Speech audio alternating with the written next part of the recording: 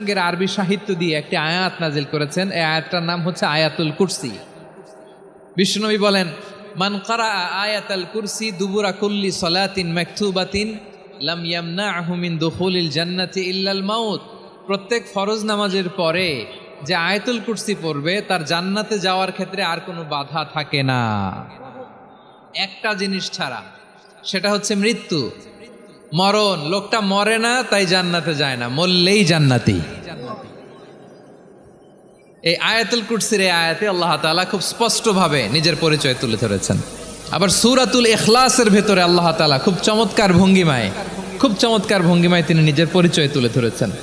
অনুরূপভাবে সূরা হাশরের শেষ 3 আয়াতেও আল্লাহ তাআলা খুব চমৎকারভাবে নিজের পরিচয় তুলে ধরেছেন। আওয়াজ করে পড়ুন সুবহানাল্লাহ। আমরা সূরা হাশরের শেষ 3 আয়াতের তাফসীর আজকে আমরা শুনব। আসুন আমরা আমাদের রবকে চিনে নেই। আজকের আলোচনার টপিক হচ্ছে আসুন আমাদের রবকে চিনি। আসুন আমাদের, সবাই বলুন, আসুন আমাদের রবকে চিনি। আজকের আমার ঢাকা বিভাগ